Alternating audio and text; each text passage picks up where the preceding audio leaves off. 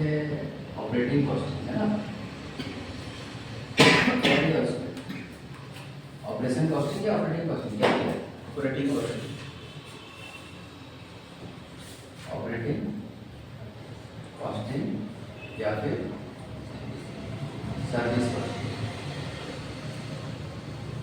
ठीक है। हमारे वर्ल्ड में 3 टाइप के कंट्री अवेलेबल रहते हैं। क्या क्या बता सकते हो? पहला डेवलप, एग्जाम्पल उसका China, south Korea, USA, Australia,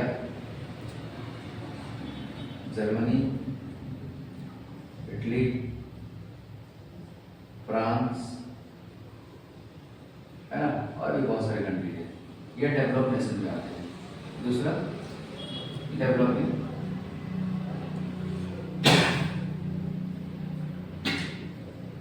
और तीसरा अंडर डेवलप, ठीक है। सो बिफोर इंडिपेंडेंस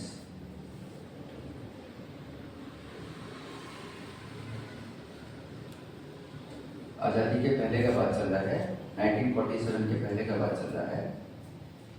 इंडिया को एक अंडर डेवलप कंट्री कहा जाता था। रीजन, हर इकोनॉमी में 3 सेक्टर होते हैं। क्या क्या? नंबर 1 एग्रीकल्चर, नंबर 2 इंडस्ट्री, और नंबर 3 सर्विस। तो हर इकोनॉमी में, किसी भी कंट्री के इकोनॉमी में 3 सेक्टर योगदान देते हैं, एग्रीकल्चर, इंडस्ट्री और सर्विस। इंडिया अंडर डेवलप क्यों था? 75% ऑफ द पॉपुलेशन किसके ऊपर डिपेंड करते थे? एग्रीकल्चर के ऊपर। 15% लोग किसके ऊपर डिपेंड करते थे? इंडस्ट्री के ऊपर में, और 10% लोग सर्विस के ऊपर डिपेंड करते थे। यूएसए का अगर बात करेंगे, एग्रीकल्चर, इंडस्ट्री और सर्विस। कितना परसेंट सर्विस के ऊपर डिपेंड करते हैं? 40%, या फिर 50%। दुबई का बात करें, दुबई क्या करता है? दुबई एग्रीकल्चर करता है। दुबई में एग्रीकल्चरल लैंड का ऐसा कोई खास सुविधा नहीं है, 1% 2%। इंडस्ट्री है दुबई में, बहुत सारा फैक्ट्री नहीं है ज़्यादा। दुबई क्या चीज़ करता है? सर्विस। सर्विस देता है पूरी दुनिया को। टूरिस्ट लोग आते हैं, देखते हैं, पैसा देते हैं। मुझे इतना बढ़िया खूबसूरत बना के रखा है। Tourism, tourism is a service sector. Tourism, tourism क्या सेक्टर में आता है? सर्विस सेक्टर में आता है। तो 50% से ज़्यादा सर्विस सेक्टर है। और डेवलप कंट्री है उसमें 50% से ज़्यादा क्या है? Service sector. 15% या 20% उनका इंडस्ट्री है, और 30% क्या है उनका? एग्रीकल्चर है। इसलिए वो लोग कौन सा नेशन में आते हैं? डेवलप। डेवलप कंट्री होने के लिए सर्विस सेक्टर 50% प्लस होना जरूरी है, 50-50%, ठीक है। और हमारा इंडिया 1947 के पहले क्या था? अंडर डेवलप इसलिए था क्योंकि सर्विस सेक्टर कितना था हमारा? 10% के लिए कंट्रीब्यूट करता था। अभी हमारा अगर 3 सेक्टर को देखें हम लोग, एग्रीकल्चर, इंडस्ट्री और सर्विस, तो अभी हमारा एग्रीकल्चर है 50%, इंडस्ट्री 25% और सर्विस सेक्टर कितना है? 25%। अभी हम लोग को डेवलपिंग से डेवलप करने के लिए हमारे सर्विस सेक्टर को कितना पहुंचाना पड़ेगा? 50%। किसी भी देश का जीडीपी जो होता है, किसी भी देश का जीडीपी में अगर सर्विस सेक्टर 50% से ज़्यादा अगर कंट्रीब्यूट करने लगे ना, तो वो कंट्री क्या बन जाता है? डेवलपिंग से डेवलप कंट्री बन जाता है। तो सर्विस सेक्टर को ग्रो करना बहुत ज़्यादा जरूरी है।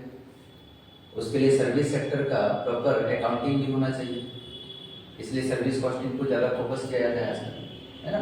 तो उसी का अकाउंटिंग के ऊपर हम लोग आज पढ़ने वाले हैं। इसमें हमारा सिलेबस के अंदर में बेसिकली 3 सेक्टर दिया हुआ है, एक होटल इंडस्ट्री, दूसरा हॉस्पिटल और तीसरा ट्रांसपोर्टेशन। ये 3 सेक्टर के ऊपर हमको सारा चीज दिया हुआ है, ठीक है। होटल में कैसे काम करते हैं, रूम डेज के हिसाब से। होटल में जो भी कैलकुलेशन होगा, कैसे कैलकुलेशन होगा, रूम डेज के हिसाब से। हॉस्पिटल में कैसे कैलकुलेशन होगा, बेड इनटू डेज। और ट्रांसपोर्टेशन में पैसेंजर किलोमीटर, अगर वो पैसेंजर गाड़ी है, पैसेंजर लेके जा रहा है, तो passenger number of passenger into kilometre, passenger kilometre, जो भी हमारा खर्चा हो रहा है उस खर्चा को पैसेंजर और किलोमीटर के साथ अगर हम लोग डिवाइड कर देंगे तो यहाँ पर आंसर निकल जाएगा हमारा, ठीक है। पर पैसेंजर को हमको कितना रुपया खर्चा पड़ता है मुझे, या फिर इसको अगर मालगाड़ी में सामान लेके जा रहा है तो ये वाला हो जाएगा 10 किलोमीटर, ठीक है। तो this is all about the introduction of service costing. Service costing हम लोग क्यों पढ़ रहे हैं और ये क्यों जरूरी है। आने वाले समय में सर्विस कॉस्टिंग के साथ साथ बहुत सारी चीज़ें और ऐड हो जाएगा। जैसे कंसल्टेंसी होता है, कंसल्टेंसी हम किसी को फाइनेंशियल एडवाइस दे रहे हैं, सीए फॉर्म हो गया, सीएमए फॉर्म हो गया, है ना, सीएस फॉर्म हो गया, या टैक्स एडवोकेट हो गया, वो सब कंसल्टेंसी है। डॉक्टर क्या है, वो भी कंसल्टेंसी, वो भी एडवाइस दे रहा है आपको हेल्थ के ऊपर में, तो वो सब सर्विस सेक्टर के अंदर आता है, ठीक है। अब इसका प्रैक्टिकल कुछ करेंगे हम लोग।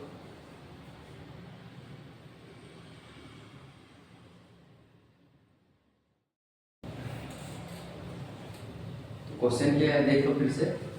एक ट्रांसपोर्ट कंपनी है, कोई भी नाम दे दो आप, XYZ लिमिटेड, ठीक है। एक ट्रांसपोर्ट कंपनी है, उसके पास 5 बसेस है, टाउन ए से टाउन बी को जाता है, जिसमें 50 किलोमीटर का डिस्टेंस है। और 5 बसेस क्या करते हैं पता है, प्रतिदिन एक राउंड ट्रिप करते हैं, यहाँ से यहाँ जाएंगे और यहाँ से यहाँ फिर वापस आएंगे, इसको बोलते हैं 1 राउंड ट्रिप। और ये महीना के 300 के 300 दिन, all the days of the month, महीना के 300 दिन ये बसेस सब चलते हैं।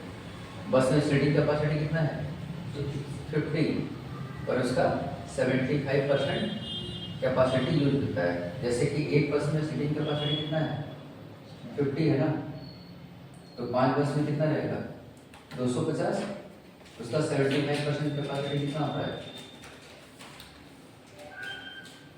187.5, मतलब बस में 187.5 कस्टमर बैठ सकते हैं। सर 0.5 कस्टमर कैसे होंगे, हाउ इट इज पॉसिबल। एक बच्चा बैठा रहेगा, मान लो बच्चा का हाफ टिकट रहेगा, है ना ठीक है, वो एग्जांपल दिया है, ऐसा आउट नहीं आता है कि 187.5 कस्टमर्स होंगे, 188 कस्टमर हो सकता है, वाला 187 हो सकता है, ठीक है। ऐसे भी हो सकता है कि किसी दिन 187 कस्टमर बैठा, किसी दिन 188 कस्टमर बैठा, तो 2 दिन मिलाकर कितना कस्टमर बैठे, टोटल करो।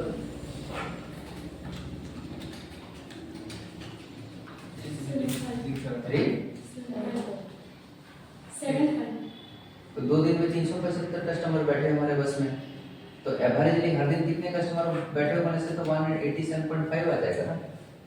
तो ऐसे थोड़ी होता है, ये मैथमेटिक्स है खाली कि हाँ इतने कस्टमर आ रहे हैं उनके, किसी दिन 187 हो सकता है, किसी दिन 188 हो सकता है, ठीक है। हर दिन एक कस्टमर थोड़ी बैठेगा, एक जैसा कस्टमर कम बेसी चलते रहता है।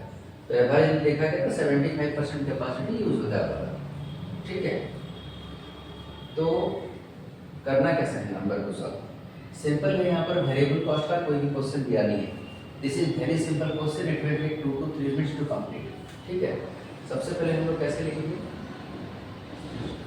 कैलकुलेशन ऑफ कॉस्ट पर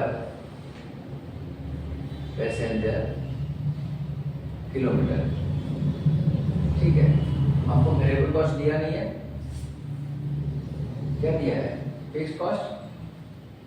तो सबसे पहले जो जो फिक्स्ड कॉस्ट है उसका लिस्ट बना देना, 1 2 3 4 5 6 7 काउंटिंग जरूर करना, ये तो मिस हो सकता है कोई भी डिटेल।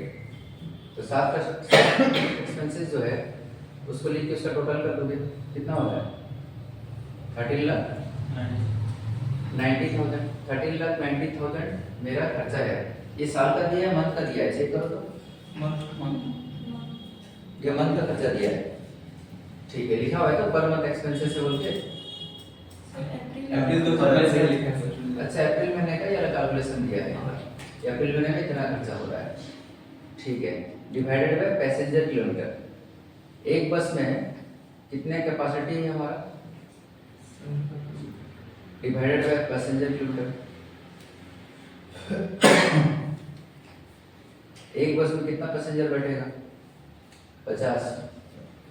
5 बस में कितना कस्टमर बैठेगा? 250।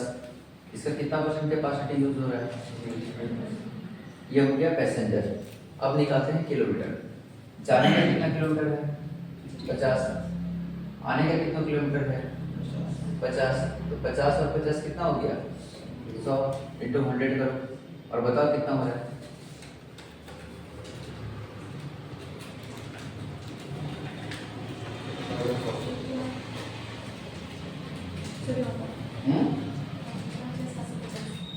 कितना? 18,750। एक दिन का निकालें।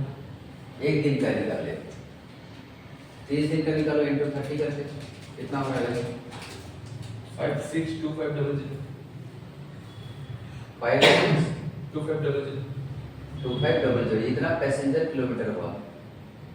डिवाइड करो तो टोटल कॉस्ट के साथ इसको, रुपया हमेशा ऊपर रहेगा ना? 2.471। ये क्या निकला? इतना रुपया खर्चा होगा पर पैसेंजर किलोमीटर। मतलब एक पैसेंजर अगर 1 किलोमीटर जाता है तो बस का 2.471 खर्चा होता है, ठीक है। कितना बसेस है? 5 बसेस है, तो हमने 5 मल्टीप्लाई कर दिया है ऑलरेडी, ठीक है।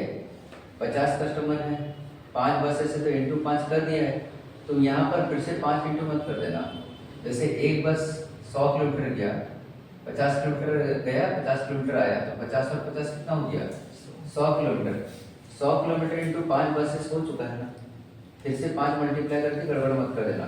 एक बार पैसेंजर के साथ 5 को मल्टीप्लाई करेंगे, एक बार किलोमीटर के साथ 5 मल्टीप्लाई करेंगे, तो 25 मल्टीप्लाई हो जाएगा, एरर हो जाएगा उसमें, ठीक है।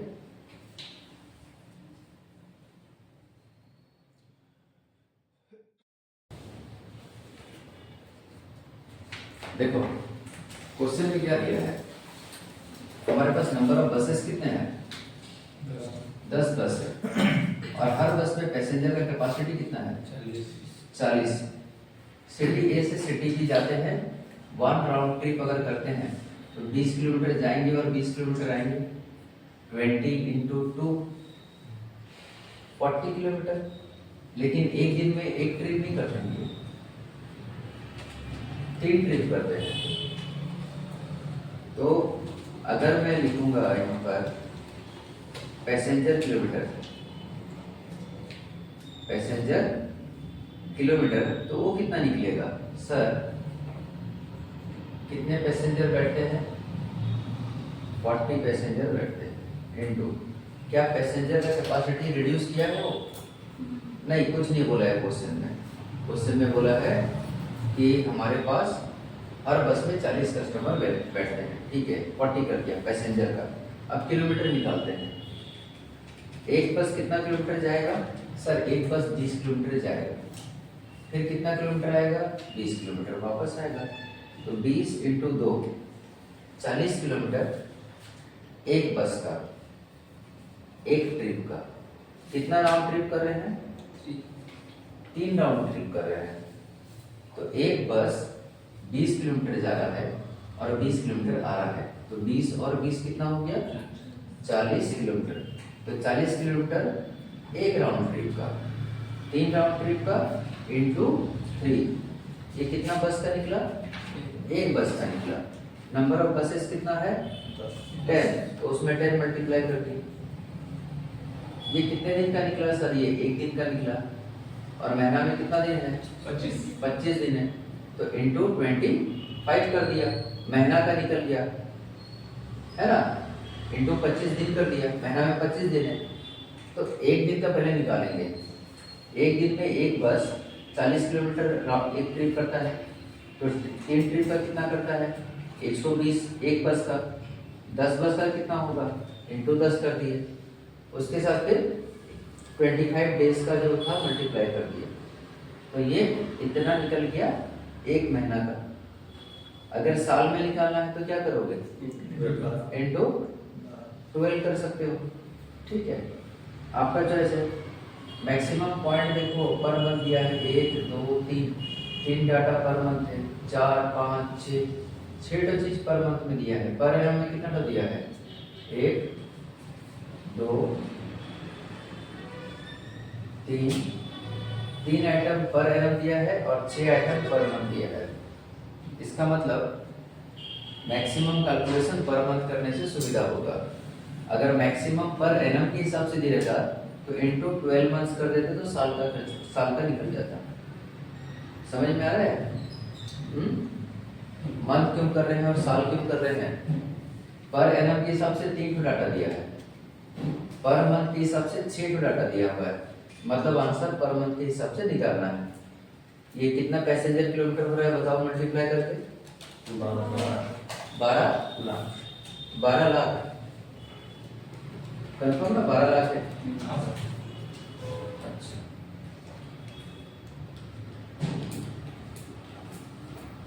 अब यहाँ पर हम लोग लिखेंगे खर्चा सबको और निकाल क्या रहे हैं?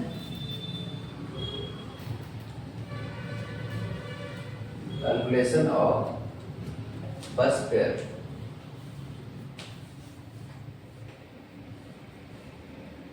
चार्ज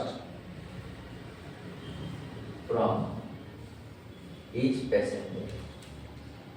हर पैसेंजर से हम लोग बस का भाड़ा कितना रुपया चार्ज करेंगे, ठीक है। अब सबसे पहले हम लोग फिक्स्ड एक्सपेंसेस दिखा देते हैं। जो भी खर्चा पर मंथ या पर एनम दिया है वो फिक्स्ड है। सबसे पहला पॉइंट, ईच बस का कॉस्ट 50,000 दिया है, तो डेप्रिसिएशन कैलकुलेशन करते हैं। हमारे पास कितना तो बसेस है? 10 बस है। हर बस का कीमत कितना है? 50 हजार, तो 10 इंटू 50,000 कर दिए। ये बस कितना साल चलेगा? 5 साल, डिवाइड बाय 5 कर दिए, तो डेप्रिसिएशन निकल जाएगा साल भर का। महीना का डेप्रिसिएशन करने के लिए बाय 12 करेंगे। What is the answer?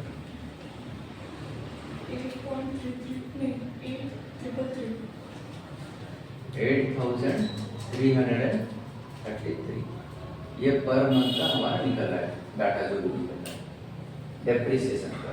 तो कंफ्यूजन है इसमें? एक बस 50,000 का है, 10 बस 5 लाख का है। 5 साल के बाद इसका वैल्यू 0 हो जाएगा, तो 5 लाख का वैल्यू 5 साल में बटेगा, डिवाइड बाय 5, तो हर साल का डेप्रिसिएशन 1 लाख 1 लाख 1 लाख 1 लाख। साल भर का 1 लाख है, तो महीना का कितना होगा? बाय 12 डेप्रिसिएशन, पहला है। दूसरा इंश्योरेंस। इंश्योरेंस का कैसे निकालेंगे? बस का जो कॉस्ट है ना, उसका कितना परसेंट? 3%। बस का कॉस्ट कितना था? 50,000 एक बस का था, तो 10 बस का कॉस्ट कितना था? 5 लाख। 5 लाख का 3% उसका इंश्योरेंस का कॉस्ट है, कितना? वो एक साल का है 15,000। हाँ, इंश्योरेंस तो साल का ही होता है ना, पर मंथ का इंश्योरेंस पर मंथ का नहीं होगा। अच्छा, ये पर मंथ के हिसाब से, ये पर मंथ के हिसाब से जा रहा है नहीं क्या? तो साल का 15,000 हो गया, तो पर मंथ का 1/12 करते हैं, 1250 1250 निकल रहा है इंश्योरेंस का। 2 आइटम हो गया। Annual taxes. Annual taxes for each बस। एक बस का 1,000 है, तो 10 तो बस का इंटू 10, ये साल भर का टैक्स है। तो महीना का 833 833 का, ठीक है। Garage charges 1000। ये 10 बस का अलग अलग इंटू 10 मत कर देना, एक ही गैरेज है जिसमें 10 बस रखा जाता है। तो महीना का खर्चा कितना है इसका? 1000। ड्राइवर का सैलरी 150 इस बस। एक बस का 150 रुपया, तो 10 बस का 1500। इंटू 10 1500, ये पर मंथ है नहीं क्या? अच्छा। कंडक्टर का 100। एक बस का महीना का, 10 बस का 1000, ये भी निकल गया। एनुअल रिपेयर टू ईच बस, एनुअल रिपेयर टू ईच बस है 1000। एक बस को रिपेयर करने का खर्चा कितना होता है? 1000। तो 10 बस का इंटू 10, ये एनुअल हुआ, तो महीना का बाय 12 कितना? 834 कर दे रहा हूँ, क्यों पता है? यहाँ पर 833.33 था, यहाँ पर 833.33 था, यहाँ पर 833.33, तो सब में 33 हो रहा है ना, तो एक जगह 1 रुपया बढ़ाना पड़ेगा, ठीक है। ये भी हो गया। उसके बाद 7 नंबर पॉइंट को बाद में करेंगे। Cost of stationery, manager salary and accountant. Cost of stationery, stationery का कितना है पर मंथ का? 500। Manager salary 2000। हर बस का अलग अलग स्टेशनरी का या मैनेजर का खर्चा नहीं होगा, एक साथ होगा। अकाउंटेंट का 1500।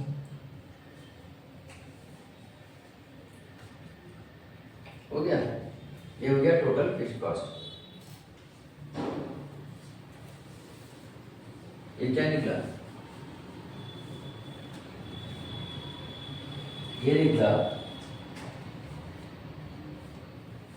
टोटल फिक्स्ड एक्सपेंसेस एक्सक्लूडिंग, मतलब छोड़ के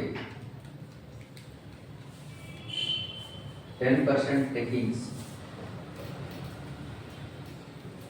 ऑफ ड्राइवर का कमीशन। ड्राइवर कमीशन लेगा बोला था, याद है? 7 नंबर पॉइंट। ड्राइवर क्या बोला? जितना कस्टमर लोग से तुम चार्ज करते हो ना, उसका 10% मेरे को कमीशन भी दोगे। तो इसको छोड़ के टोटल फिक्स खर्चा कितना हो रहा है बताओ?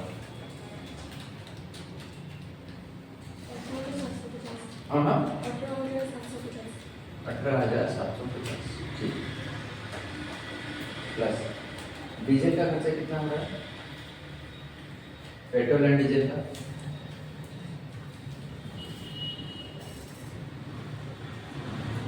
कितना किलोमीटर रनिंग कर रहा है पहले वो देखो। नहीं के वर्किंग नोट बनाना पड़ेगा आपको।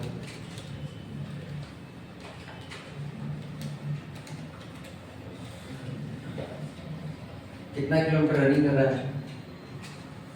एक बस यहाँ से यहाँ जाएगा, 20 किलोमीटर यहाँ जाएगा, 20 किलोमीटर यहाँ जाएगा, तो 20 इंटू 2 कितना हो गया?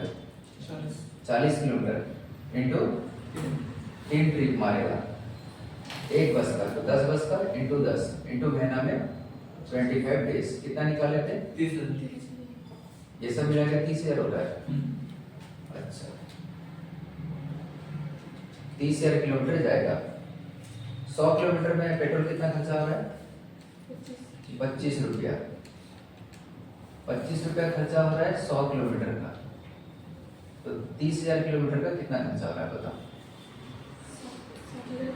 कैलकुलेशन ऑफ पेट्रोल का एक्सपेंसेस। पेट्रोल एक्सपेंसेस कैसे निकाले? इसके तो वर्किंग नोट दिखा देना, वर्किंग नोट 1 या 2 कुछ भी दिखा देना। कितना बोले? 7,500। ये वेरिएबल एक्सपेंसेस।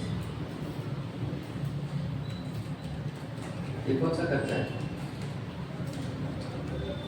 Variable expenses. उसके अंदर क्या आएगा? पेट्रोल का आएगा। कितना आएगा? 7,500 कहाँ से आया? सी वर्किंग नोट 1। टोटल कितना हुआ? 26,250। 26,250। ठीक है। अब ध्यान से एक चीज को सोचो, ध्यान से सोचो। क्या कि एक कस्टमर जो है, एक कस्टमर से मैं 100 रुपये लेता हूं, तो ये मेरा हो गया total takings.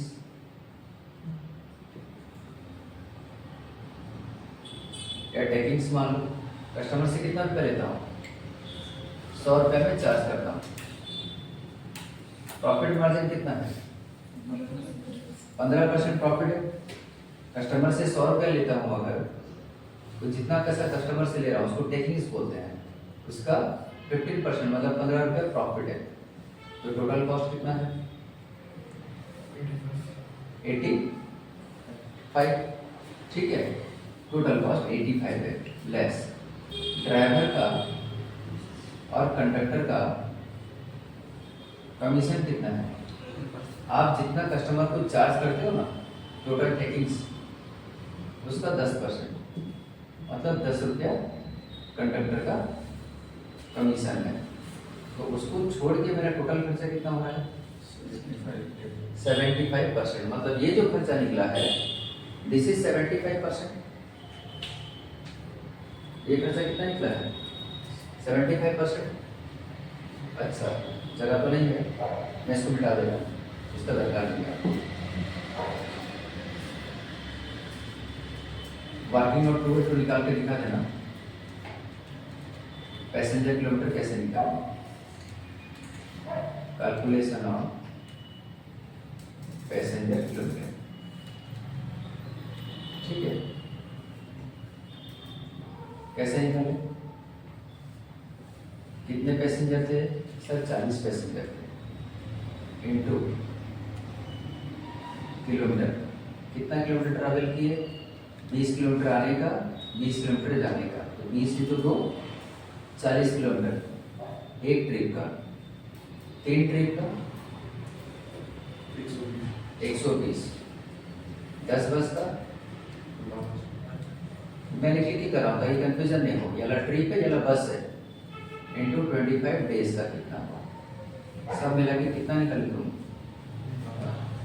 12 lakh passenger kilometre. ठीक है, कितना निकाले? 12 लाख पैसेंजर किलोमीटर। तो इसको तुम वर्किंग नोट में शो करोगे।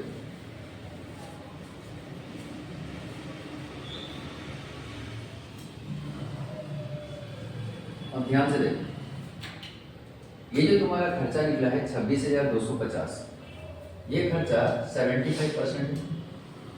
ये खर्चा कितना परसेंट है? 75%। तो टोटल टेकिंग्स कस्टमर से कितना ले रहे हो निकालने के लिए 26,250 डिवाइडेड बाय 75% करोगे, कितना हो रहा है? 35,000। ये निकलेगा 35,000। ठीक है, इतना आप कस्टमर से ले रहे हो। इसमें प्रॉफिट रहेगा, कितना प्रॉफिट रहेगा? 15% प्रॉफिट है। तो 35,000 का 15% प्रॉफिट कितना है बताओ? 8,750। 8,000 कितना निकाले? कोई 8,750 लिखे। 5,250 प्रॉफिट है। अगर प्रॉफिट को अलग कर देंगे तो टोटल कॉस्ट कितना होगा? 35,000 में से 5,250 अगर प्रॉफिट है उसको अलग कर दो, टोटल कॉस्ट 29,750 है ना। और ये हमारा टोटल टेक्निक्स कितना है? 35,000। इसका 10% कितना होगा? 3,000 500। ये किसका कमीशन रहेगा? ड्राइवर का कमीशन, ड्राइवर एंड कंडक्टर का कमीशन, जो कि बोला था 10% ऑन या 10% ऑफ 35,000। हम लोग कस्टमर लोग से जितना चार्ज करेंगे उसका 10% मतलब 3500, तो 26,250 का खर्चा है, उसमें 3500 ड्राइवर का कमीशन, 29,750, टोटल जो टेकिंग से उसका 15% प्रॉफिट। ठीक है, तो टोटल कस्टमर से कितना पैसा लेना है हम लोग को? 35,000 डिवाइडेड बाय पैसेंजर किलोमीटर। हमारा पैसेंजर किलोमीटर कितना निकला? 12 लाख। तो 35,000 को 12 लाख से डिवाइड करने से कितना निकलता है? 0.03। 0.03 इज द फाइनल आंसर।